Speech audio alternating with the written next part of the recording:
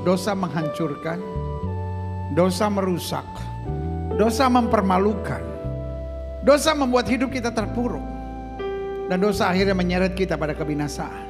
Tuhan bukan hanya mengampuni dosa, tapi Dia memulihkan segala kerusakan akibat dosa. Mungkin hari-hari ini pikiran kita seperti rusak. Kita jadi orang yang emosian, kita jadi orang yang kepala batu, kita jadi orang yang mau menang sendiri. Dan kalau kita mau menengok ke belakang, kita berkata, dulu saya gak gitu loh, dulu saya lebih sabar gitu.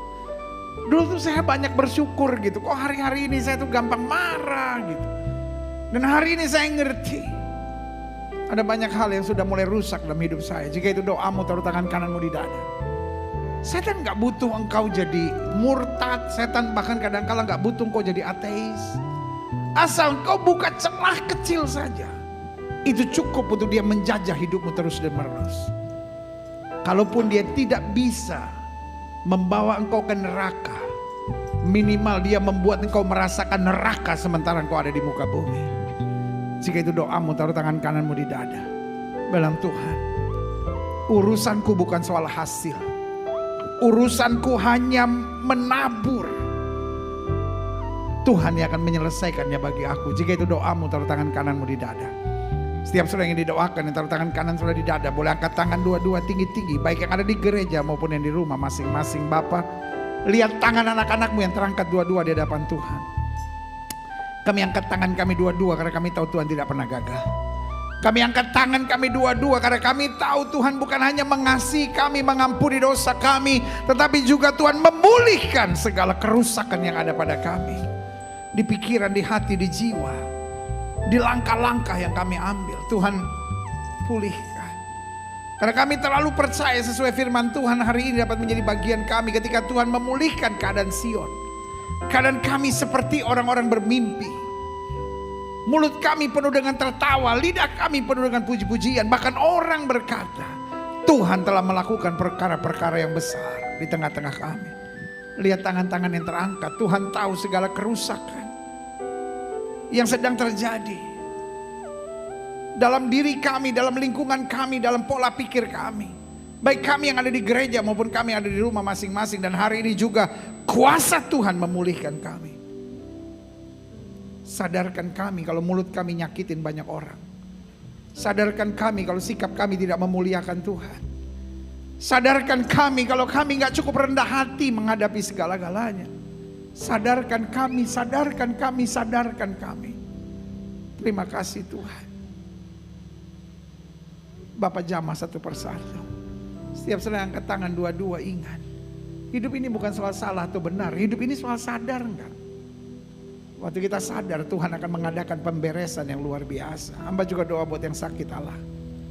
Setiap saudara yang sakit dengar firman Tuhan, Alkitab berkata tanda-tanda ini akan menyertai orang percaya bahwa mereka timbang tangan buat yang sakit dan yang sakit akan disembuhkan. Jika engkau sakit dan engkau percaya kuasa kesembuhan Tuhan dengan iman, letakkan tangan kananmu di bagian tubuhmu yang sakit. Angkat tangan kirimu ke atas sebagai tanda kau bergantung, percaya, berharap seluruhnya pada Tuhan. Kita doa. Bapa, janjimu ya dan amin itu kami percaya. Firmanmu berkata orang percaya akan timbang tangan buat yang sakit dan yang sakit akan disembuhkan. Dengan iman kami praktekkan firman Tuhan itu. Kami letakkan tangan kanan kami di bagian tubuh kami yang sakit. Kami tolak sakit penyakit, kami tolak kelemahan tubuh, kami tolak campur tangan kegelapan. Kami patahkan kuasanya di dalam nama Yesus. Hai setan sakit penyakit, kau tidak punya kuasa atas tubuh orang percaya. Karena tubuh kami telah dibeli dengan harga mahal, itu darah Yesus. Oleh darah yang tercurah, tubuh kami adalah bait Roh Kudus, bukan tempat penyakit. Kami perintahkan sekarang keluar dalam nama Yesus. Segala infeksi, peradangan, pembengkakan, kami perintahkan keluar. Segala virus, bakteri, kuman, serangan-serangan setan, kutuk-kutuk penyakit, santet, kami perintahkan keluar dalam nama Yesus. Kuasa kesembuhan, berkat, mukjizat mulai terjadi. Karena kami percaya Yesus kami tidak berubah dulu, kemarin, hari ini, dan sampai selama-lamanya. Dengan iman kami nyatakan, oleh bilur-bilur Kristus kami yang percaya sudah dijamah dan disembuhkan Tuhan dengan kuasa yang luar biasa. Inilah tepuk tangan sorak-sorai kemenangan kami, tepuk tangan sukacita kami karena Yesus telah menyembuhkan kami. Setiap saudara yang sudah didoakan untuk kesembuhan, tanamkan dalam rohmu, aku sembuh oleh bilur Yesus. Jangan bimbang, karena Alkitab berkata sesuai dengan imanmu jadi padamu. Lihat kayu salib, Yesus berkata sudah selesai. Semua harga dosa, harga penyakit, harga penderitaan sudah diselesaikan Yesus dan kayu salib. Tinggal kita imani, kita tahu baginya tidak ada perkara yang mustahil. Bapa, Hamba mengasihi jemaatmu satu persatu. Apa yang Tuhan taruh di hati hamba sudah hamba sampaikan bagi umat-Mu. Hamba doa firman termeterai. Apa saja yang mereka kerjakan dibuat Tuhan berhasil. Mereka gak turun tapi naik, mereka gak jadi ekor, mereka jadi kepala. Hari-hari yang penuh mujizat boleh menjadi bagian hidup mereka. Terima kasih Tuhan Yesus. Terima kasih. Bangsa negara kami Indonesia selamatkan ya Allah. Indonesia ada di hatinya Tuhan. Umat mayoritas di bangsa ini Tuhan tuntun dalam keselamatan yang sempurna dari sorga.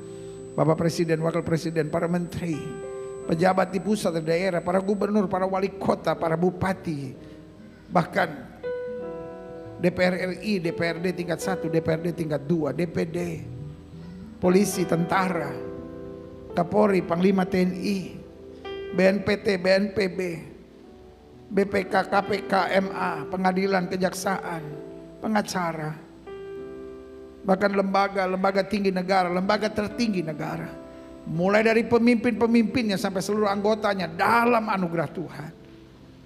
Jauhkan dari malapetaka, mara bahaya, niat orang jahat, kuasa kegelapan, dukun, paranormal, penasihat spiritual, roh rakus, roh serakah, roh korupsi, kami patahkan di dalam nama Yesus.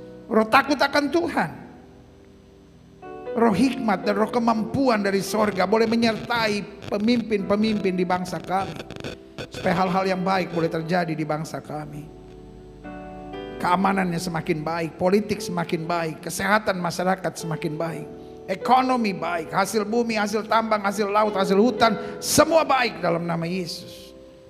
Indonesia ada di hatinya Tuhan. NKRI, Undang-Undang Dasar 45, Pancasila, Bhinneka Tunggal Ika tetap terjaga di bangsa ini. Gerejamu di tempat ini, Gereja Bethel Indonesia Glow Fellowship Center, Tuhan pakai terus untuk menegakkan kerajaan Allah dalam kebenaran dan kasih. Dan akhirnya setiap kami yang sudah menerima firman, kuatkan kami untuk mencari kerajaan Allah serta kebenarannya, maka semuanya akan ditambahkan dalam hidup kami. Kami siap menjadi pelaku firman dimanapun Tuhan tempatkan. Yang siap menjadi pelaku firman, sama-sama kita katakan amin. Beri tepuk tangan yang meriah buat Tuhan. Silakan duduk. Tuhan memberkati Bapak Ibu Saudara sekalian. Kitalah orang-orang yang berbahagia, karena orang berbahagia adalah orang yang menerima firman dan mempraktekkannya dalam kehidupannya sehari-hari. Haleluya.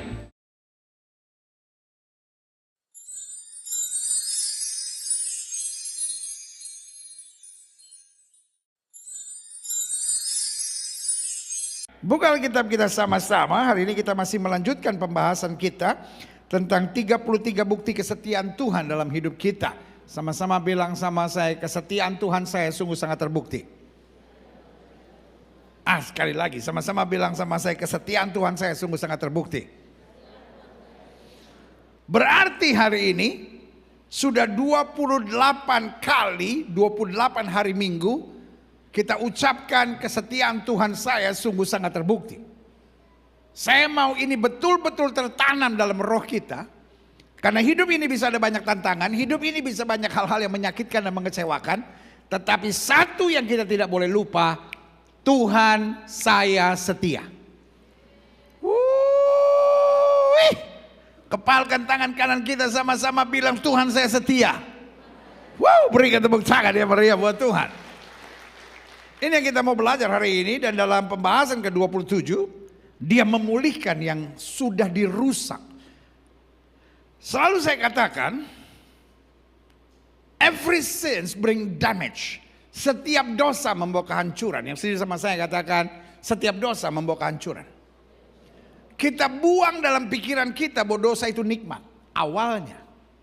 Ya kan, ada banyak orang bilang, dosa itu nikmat, dosa itu indah, dosa itu menyenangkan awalnya. Tapi dosa itu merusak. Dosa itu menghancurkan. Dosa itu membuat hidup kita terpuruk, dan dosa itu akan membuat hidup kita dipermalukan. Yang setuju bilang gini,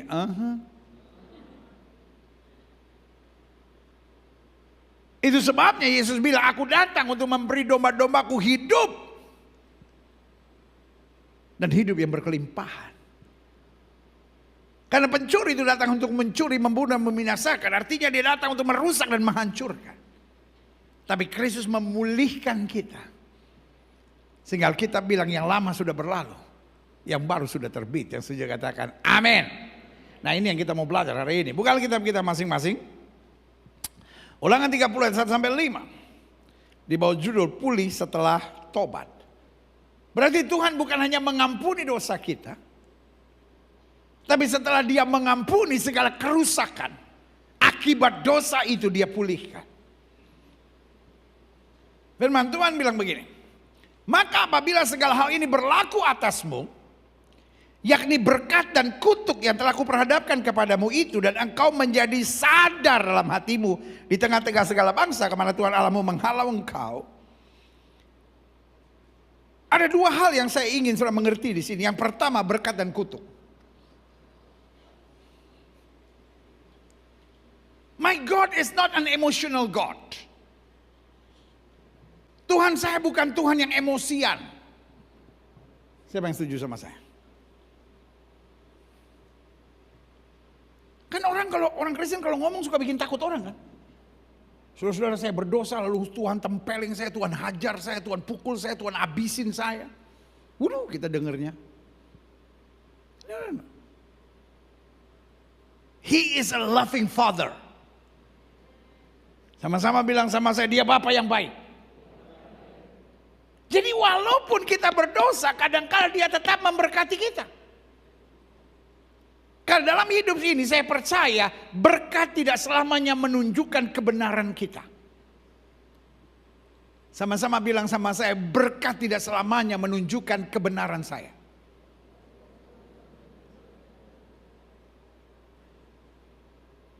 Ada nggak orang yang melayani Tuhan sungguh-sungguh tapi hidupnya susah? Hello?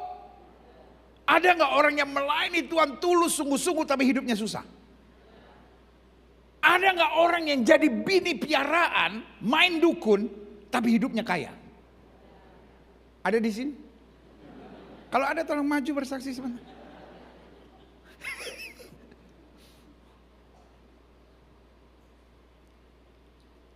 Pendeta, saya walaupun hidup dalam dosa pendeta, tapi saya masih ingat firman Tuhan.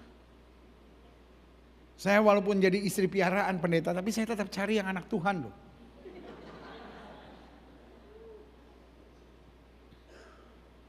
Saya walaupun selingkuh pendeta, tapi saya cari yang pelayanan. Makanya saya tetap diberkati. Karena wanita ini terus saya support supaya dia terus bisa melayani. Jadi kami terus didoakan oleh pendetanya walaupun dosa saya banyak. Tapi Tuhan tetap memberkati. Darah Yesus. Oh Tuhan. Dosa lu.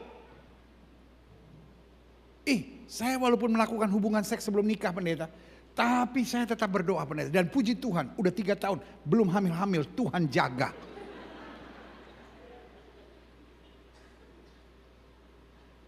Otak lu udah kerasukan setan, saudara. Ada banyak orang pikir selama Tuhan masih berkati saya, berarti hidup saya masih benar. Sama-sama bilang sama saya, berkat bukan ukuran kebenaran.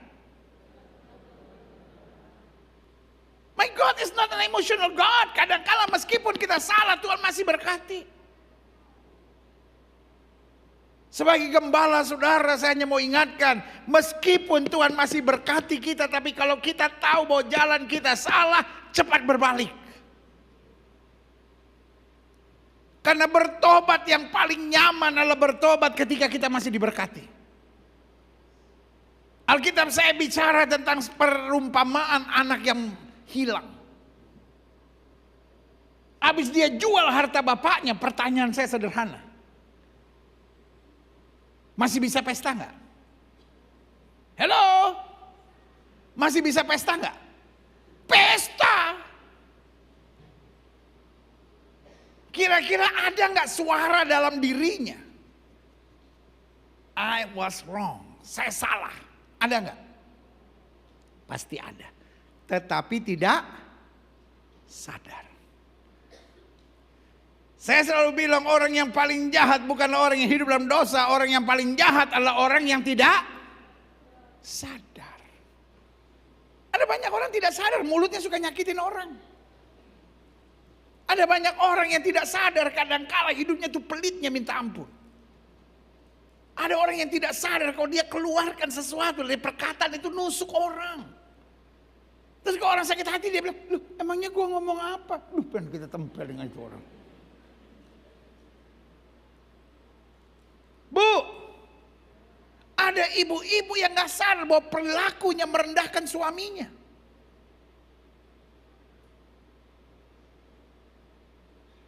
Kek, manggut kek.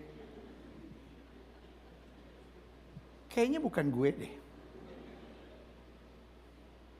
Pak, ada bapak-bapak yang gak pernah sadar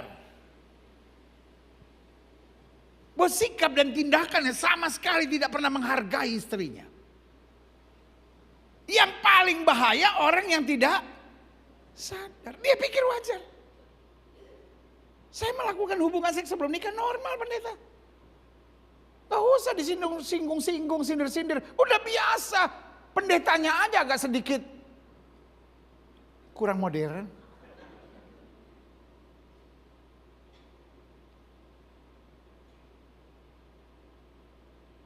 Jangan sampai kutuk menimpa saudara baru sadar.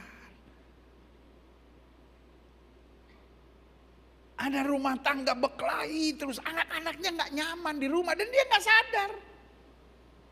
Dia pikir wajar-wajar aja. Terus anakmu mesti mati karena narkoba dulu baru engkau sadar, Pak. Anak tuh tidak pernah minta dilahirkan, Pak. Bu, dewasa sedikit berpikir kenapa anak tidak pernah minta dilahirkan. Jangan sebentar-sebentar. Mama tuh ya mengandung kamu 9 bulan. Mama tidak pernah taruh di kulkas, tidak pernah taruh di meja, tidak pernah taruh di lemari. Mama bawa kemana-mana. Hei! Kalau anakmu jawab, "Ma, aku tidak pernah minta dilahirkan." Mama aja berdua papa yang senang-senangan. Kalau anak tidak pernah minta dilahirkan, jangan biarkan dia tinggal di neraka di muka bumi ini. Kadangkala kita udah banyak bikin kacau tapi tetap tidak sadar. Saya berdoa dalam ibadah yang luar biasa di hari Minggu ini. Minimal roh Tuhan mengingatkan kita untuk sadar. Sama-sama bilang sama saya, hanya orang yang dijamah Roh Kudus yang bisa sabar. Dan hanya orang yang dijamah Roh Kudus yang kemudian bisa sadar. Sama-sama bilang hanya orang yang dijamah Roh Kudus yang bisa sadar. Siapa yang rindu sadar hari ini? Bilang sama sebelah saudara, sadar ya. Bilang sama orang yang baru ngomong sama saudara, nggak usah ngajarin gue, lu juga sadar. Karena ayat selanjutnya bilang begini. Dan apabila kau berbalik kepada Tuhan Allahmu, orang yang gak sadar akan ngotot. Orang yang gak sadar akan berpikir, memang gue begini mau diapain. Tapi orang yang sadar akan berbalik. Dan mendengarkan suaranya sesuai dengan segala yang kuperintahkan kepadamu pada hari ini. Baik engkau maupun anak-anakmu dengan segenap hatimu dan dengan segenap apa? Jiwamu. Ayat yang ketiga. Maka Tuhan Allahmu, haleluya. Sama-sama bilang sama saya, sadar gak pernah merugikan. Ngotot, tidak mau berubah, hanya membuat hidupmu makin hari makin tertekan. Yang setuju sama saya katakan, saya memilih untuk sadar. Karena ayat yang ketiga bilang orang yang sadar dan berbalik, maka Tuhan Allahmu akan memulihkan keadaanmu. Akan menyayangi engkau. Ia akan mengumpulkan kau kembali dari segala bangsa kemana Tuhan Allahmu telah menyerahkan engkau. Perhatikan. Meskipun kelihatannya hal-hal yang mustahil karena sudah terjadi kehancuran akibat dosa. Ayat 4 bilang, sekalipun orang-orang yang terhalau daripadamu ada di ujung langit, dari sana pun Tuhan Allahmu akan mengumpulkan kau kembali, dan dari sana pun Ia akan mengambil engkau. Orang yang berbalik dari dosanya selalu berpikir semuanya sudah hancur. Semuanya sudah kacau. Tapi saya tetap percaya Allah saya ahli dalam mengerjakan hal-hal yang sudah tidak masuk akal. Bahkan Alkitab bilang apa yang mata tidak pernah lihat, apa yang telinga tidak pernah dengar, apa yang tidak pernah timbul di pikiran, Tuhan dapat mengerjakannya luar biasa. Berikan tepuk tangan yang meriah buat Tuhan. Ayat 5. Tuhan Allah akan membawa engkau masuk ke negeri yang sudah dimiliki nenek moyangmu. Dan engkau pun akan memilikinya pula. Ia akan berbuat baik kepadamu. Dan membuat engkau banyak melebihi nenek moyangmu. Klik. 2 Tawari 7 ayat 13-14. Bila mana aku menutup langit. Atau terjemahan aslinya bilang begini. Bila mana aku terpaksa harus menutup langit. Jadi gini. Tuhan selalu mau memberkati kita. Amin. Tetapi kadangkala dalam tanda petik Allah harus menutup langit secara terpaksa. Karena meskipun Tuhan sudah memberkati kita, kita nggak sadar. Dan Alkitab dengan tegas berkata bukan kematian orang fasik yang dikehendakinya, tapi pertobatannya.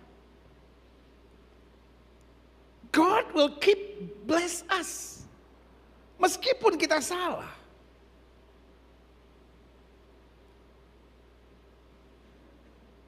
Dari perumpamaan anak hilang.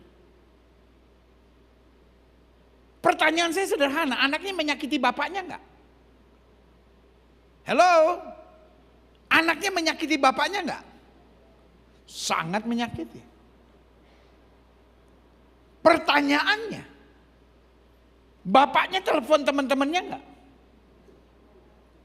Bikin anakku susah, bikin anakku susah. Kesusahan bukan disebabkan oleh Tuhan. Yang setuju sama saya katakan kesusahan bukan dibikin oleh Tuhan. Kesusahan dibikin oleh kesalahan jalan kita. We are not born to be live in sin. Kita tidak dilahirkan untuk hidup dalam dosa. Siapa yang setuju sama saya? Amin. Dan apa yang terjadi? The father didn't do anything. He just wait. Dia pesta, bapaknya buat sesuatu enggak? No. Lihatin. Sampai habis. Akhirnya jaga babi. Buat orang Yahudi, ada hukum namanya kosher. Kosher lebih tinggi dari halal. Karena semua yang kosher itu halal. Tapi semua yang halal belum tentu kosher. Buat orang Yahudi, kalau sampai jaga babi, itulah pekerjaan yang paling hina. Karena orang ini gak pernah bisa pulang. Karena itu kan najis. Dia jaga babi. Lama-lama bukan cuma jaga babi. Jangan salah baca. Dia makan makanan babi. Dia bukan makan babi. Kalau cuma makan babi, diberkati. Hari-hari pertama babi rica. Hari-hari selanjutnya BPK. Ya kan? Hari-hari selanjutnya babi hong. Hari-hari selanjutnya CI babi. Udah.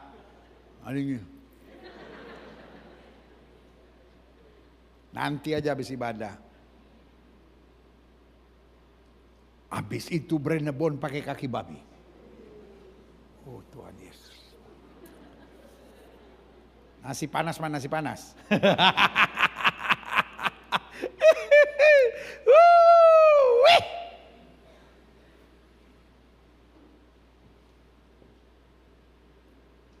Saya ngerti nggak mau saya? Dia bukan makan babi, dia makan makanan. Untung cepat bertobat. Kalau nggak bertobat, 5 bulan kemudian dia habis sudah makan makanan babi. Tapi yang indah dia sadar, sama-sama bilang sama saya, dia sadar. Tanya sama sebelah saudara, elunya udah sadar belum? ada kalanya Tuhan harus menutup langit. Dan kalau kita masih nggak sadar, ayat selanjutnya bilang apa? Tidak ada hujan.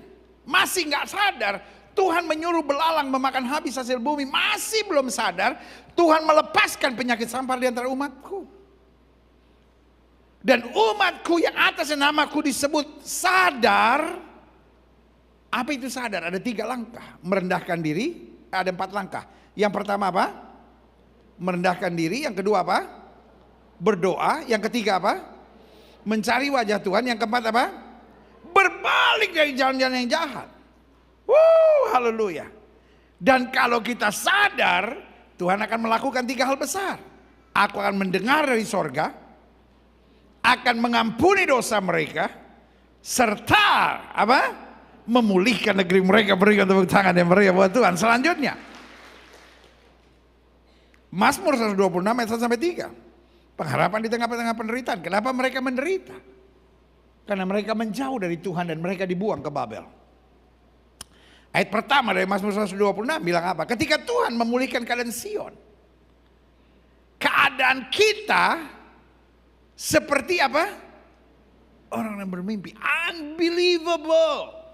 Sesuatu yang kita nggak pernah bayangkan. Amin.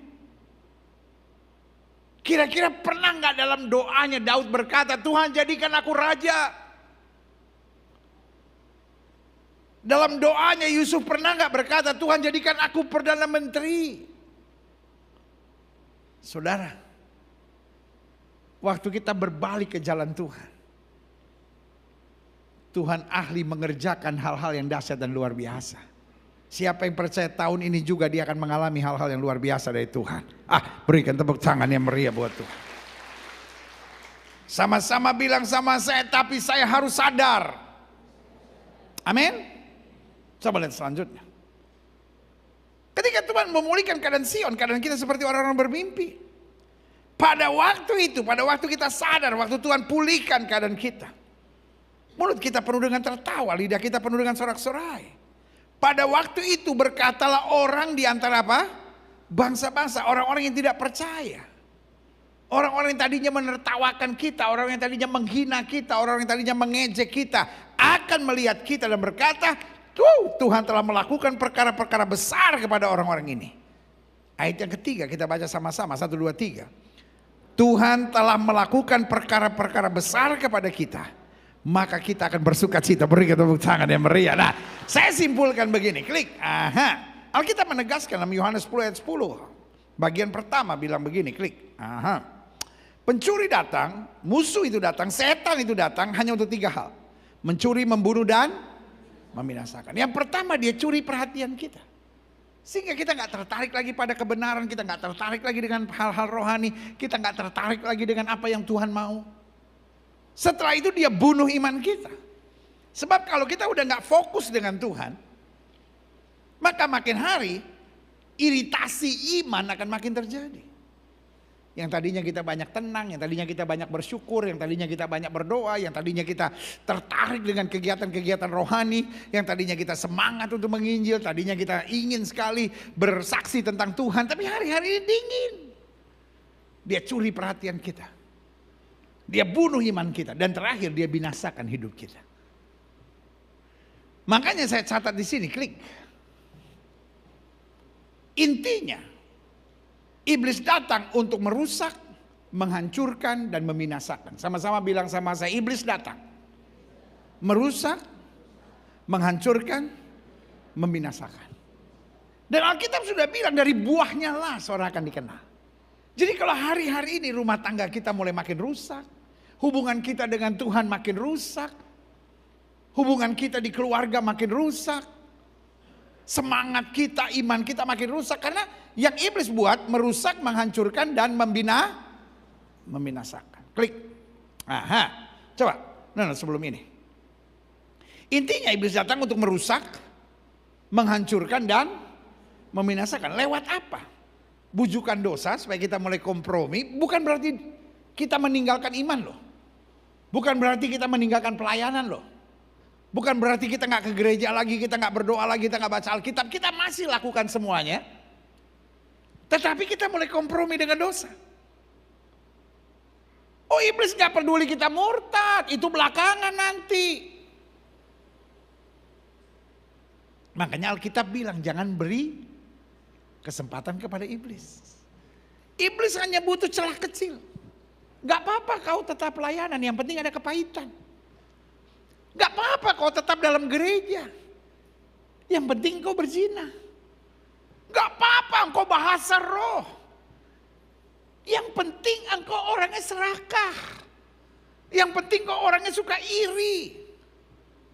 Yang penting engkau ada kesukaan dengan tayangan-tayangan cabul, hal-hal pornografi.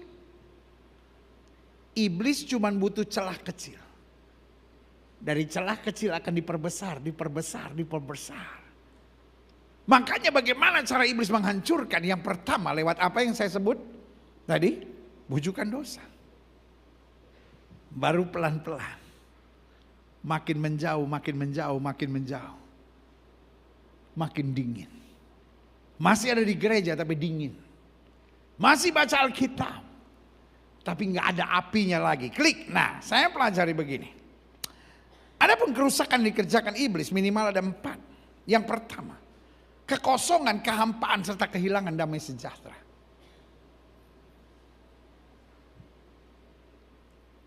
Saul adalah orang yang dipilih Tuhan. Tapi Alkitab bilang rohku sudah undur daripadanya.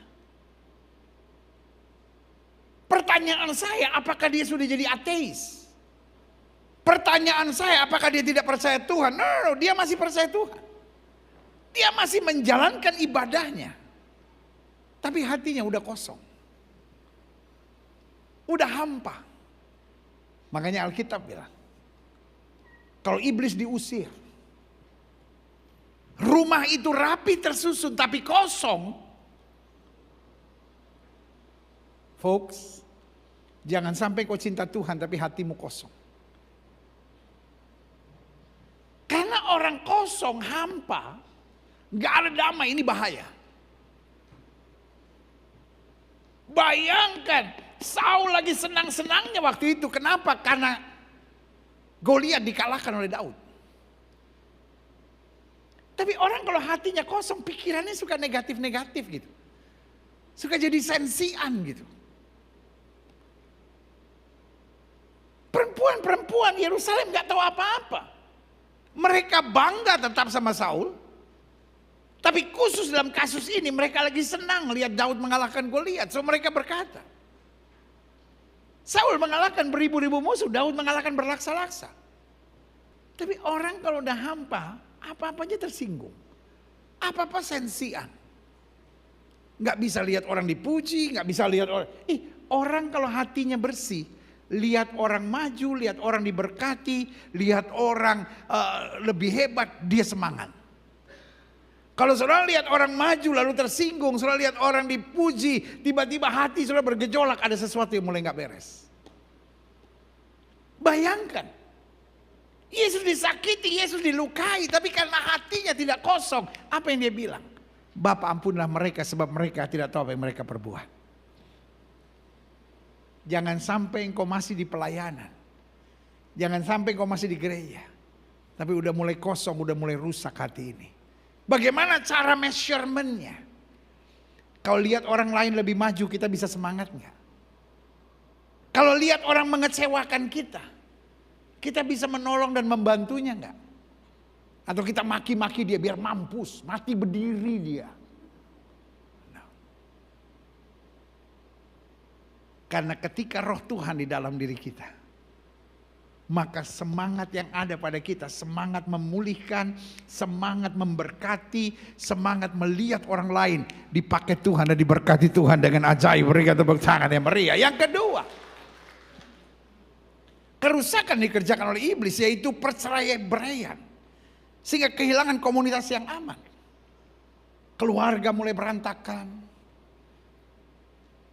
Kita mulai merasa semua orang mengecewakan kita. Orang gereja juga pendeta, muka malaikat semua, hati setan.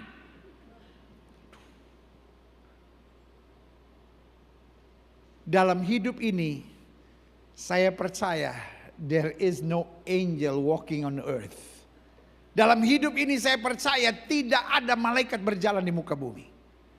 Tapi saya juga percaya there is no devil walking on earth. Artinya yang masih injek tanah nggak ada malaikat, nggak ada setan. Karena malaikat dan setan terbang-terbang. Mungkin kalau setan ngesot-ngesot, I don't know. Tapi yang pasti nggak ada malaikat, nggak ada setan yang injek tanah. Artinya setiap manusia normal. Ada kekurangan, tapi ada kelebihan. Ada kelemahan, tapi ada kekuatan. Kenapa kita kecewa?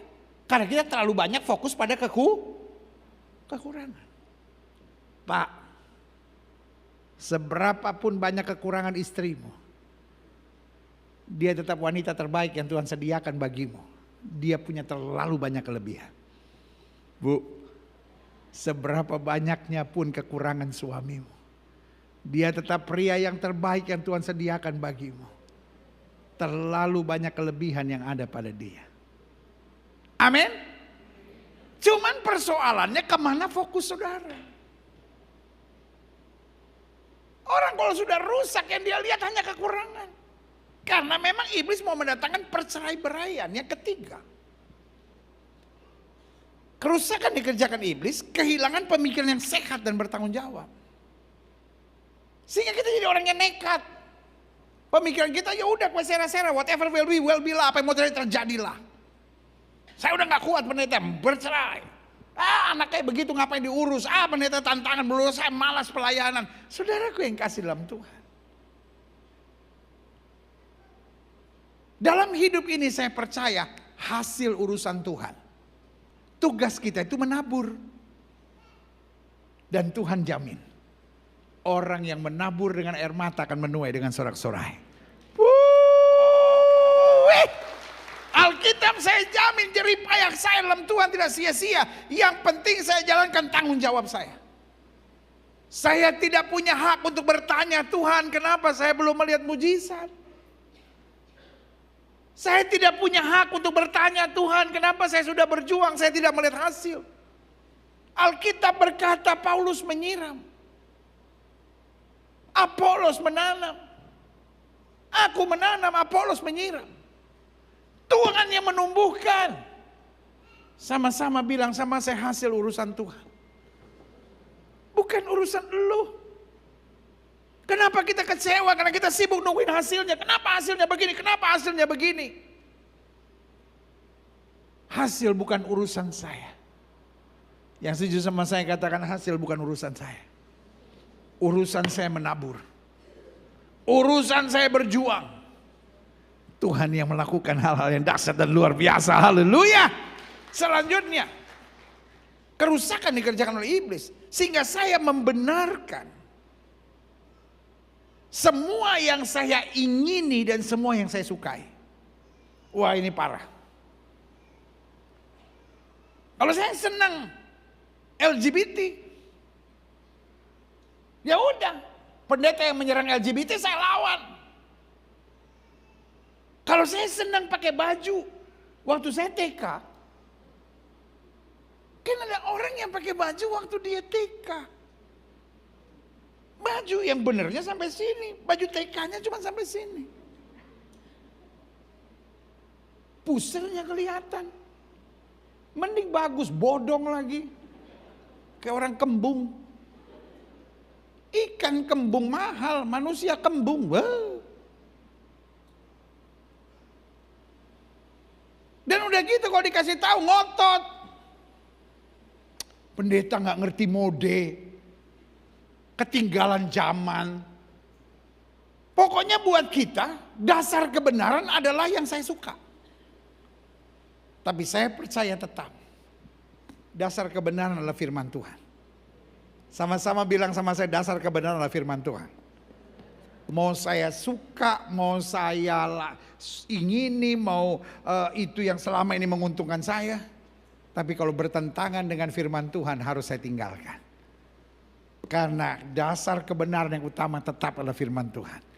Dan selama saya berpegang pada firman Tuhan, langit dan bumi boleh lenyap, tapi firman Allah tinggal tetap. Berikan tepuk tangan yang meriah buat Tuhan.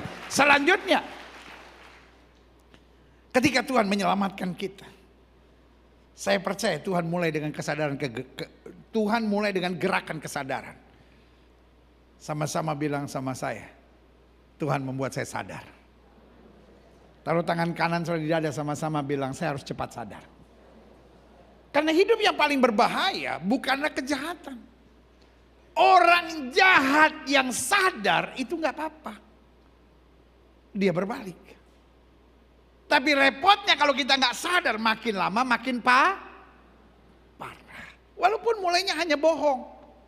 Ya pendeta, saya sih nggak berzina, saya sih nggak nyembah berhala, saya sih tetap ke gereja, cuman ya kekurangan saya cuman ya suka bohong-bohong dikit. Ya sedikit demi sedikit lama-lama jadi bukan bukit, jadi penyakit, saudara ya kan. Nah ketika Tuhan menyelamatkan kita, Tuhan mulai dengan gerakan sadar. Satu, sadar ketidakberesan. Saya ini anak Tuhan, masa khawatir? Saya ini anak Tuhan tapi masa mulutnya jahat? Saya anak Tuhan, masa terus saya nuntut semua orang? Saya anak Tuhan, masa kerjaan saya menghakimi orang? Saya anak Tuhan, masa saya nggak jujur? Saya anak Tuhan, masa saya pacaran sama suami orang? Saya anak Tuhan, masa hidup saya nggak benar? Saya anak Tuhan, masa saya minum mabuk dan judi? Saya anak Tuhan, masa pacaran saya nggak benar? Nah, mulai dari sadar ketidakberesan. Kok saya apa-apa emosi ya? Kok saya apa-apa nyimpan dendam ya? Ini sadar ketidakberesan. Yang kedua, setelah sadar ketidakberesan, sadar bahwa Tuhan itu baik. Bukan sadar, wah nanti saya dibuang ke neraka, nanti saya dihajar Tuhan, nanti saya dibuat miskin sama Tuhan, nanti saya dibuat menderita. No. Orang yang bertobat karena takut biasanya nggak lama. Saya dulu selingkuh pendeta, tapi sekarang saya udah nggak pernah selingkuh lagi.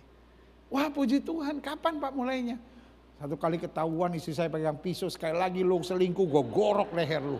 Waduh, setiap kali saya lihat cewek begitu saya ingat leher saya. Waduh Tuhan, waduh. Ada ibu-ibu yang ketawa sambil manggut-manggut, jangan-jangan dia pelakunya itu. Lain kali jangan begitu. Ya kan Alkitab bilang pendeta, kalau matamu menyesatkan kamu, cungkil buang ke neraka. Saya melakukan firman. Saya colok aja mata suami saya. Tadinya saya mau cungkil. Tapi saya masih punya belas kasihan dari Tuhan. Saya cuma colok. Sampai suami saya 3 bulan pakai kain kasang.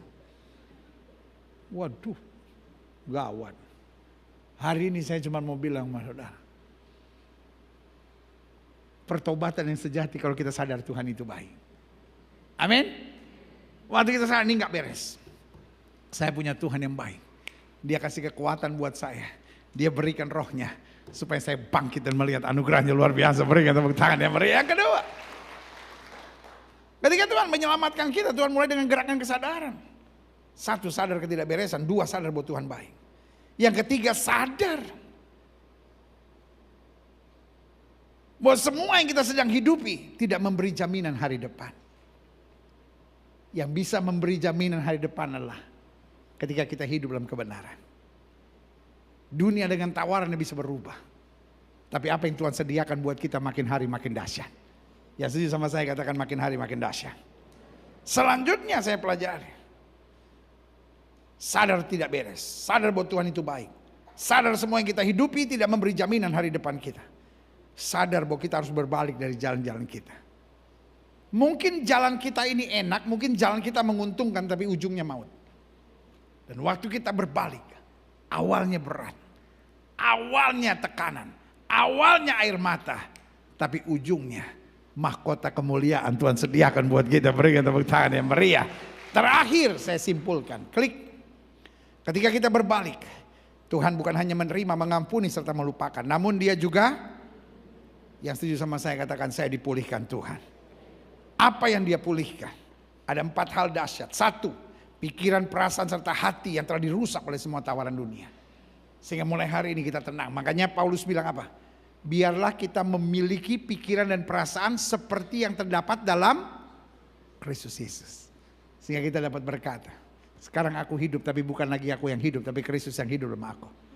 Ketika kita disakiti, ketika kita dilukai, ketika kita menghadapi tantangan, kita cuma berkata, Tuhan yang memberi, Tuhan yang mengambil, terpujilah nama Tuhan.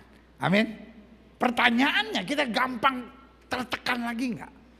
Atau sebaliknya, kita selalu dipenuhi dengan semangat untuk melakukan yang terbaik buat Tuhan. Yang kedua, apa yang dia pulihkan? Kerusakan yang ditimbulkan oleh perbuatan dosa. Every sin bring damage. Setiap dosa dia membawa kehancuran. Waktu Tuhan pulihkan, Paulus bilang apa? Apa yang dulu kuanggap kebanggaan, apa yang dulu kuanggap kesenangan, apa yang dulu kuanggap keuntungan, sekarang kuanggap rugi. Karena pengenalan akan Yesus Kristus Tuhanku jauh melebihi semuanya. Ada banyak orang yang gak habis pikir. Kok ada orang yang bisa berdoa sampai 1 jam? Apa yang dia ngomong sama Tuhan? Saya 3 menit aja bosen. Tuhan, kan kau tahu segala sesuatunya. Tuhan lihat sendiri semuanya. Amin. Itu doa atau scan? God, this is my heart. Please scan it. You know everything. Amen. Itu bukan doa, itu namanya scan. Cinta membuat kita selalu ingin dekat. Amin. Makanya paling senang lihat orang pacaran. Apa aja dia ketawa. Pokoknya kalau lihat orang telepon, orang pacaran apa aja. Kamu lagi di mana? Kamu lagi di mana? Lucunya apa coba? Terus yang jawab lebih norak lagi. Lagi kerja.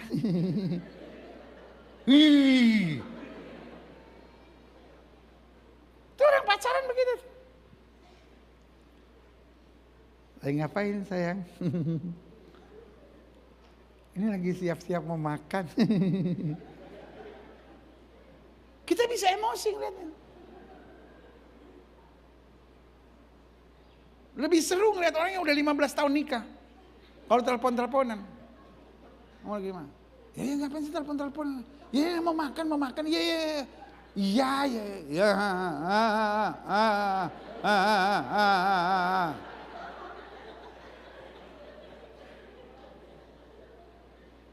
Kayak lebah baru gigit kebo gitu.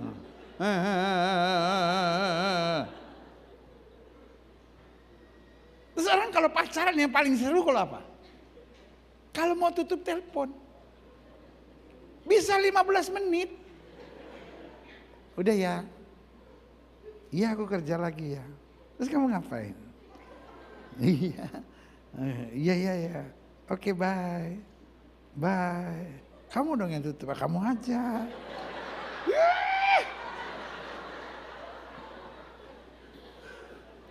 Tapi kalau udah kawin 15 tahun beda. Plek.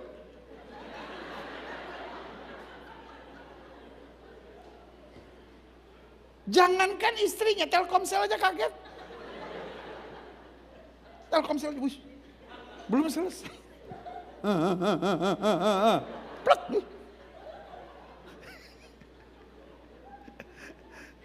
Kenapa ketawa? Begitu ya? Habis saya coba sama suami saya. Sayang kamu yang tutup. Saya baru tutup udah habis ya. Orang kalau mengalami keindahan Tuhan. Dia hanya bilang, hanya dekat Allah saja aku tenang, daripadanya keselamatanku beri, kata tepuk tangan yang meriah. Selanjutnya, apa yang dia pulihkan? Ketekunan dan kesabaran kita dalam menantikan pemulihan Tuhan. Salah satu yang setan rusak adalah kita nggak bisa sabar. Kita nggak bisa tekun. Kita maunya sekarang. Tetapi waktu Tuhan pulihkan kita nggak pusing soal hasilnya. Saya lakukan bagian saya. Tuhan menyelesaikan bagiannya dengan luar biasa. Yang terakhir apa yang dia pulihkan? Saya undang pemain musik maju ke depan. Apa yang dia pulihkan? Perubahan dasar dalam melangkah kita.